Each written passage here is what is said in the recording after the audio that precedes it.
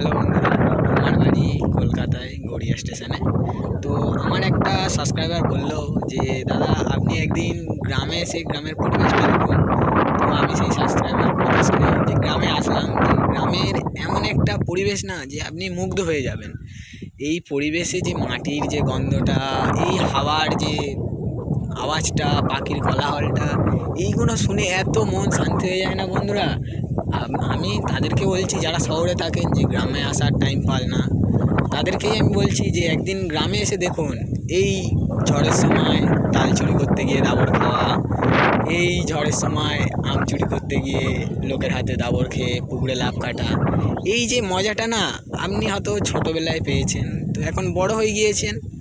ওই জন্য বলছি যে আপনি গ্রামে আসুন, একদিন গ্রামে এসে দেখুন।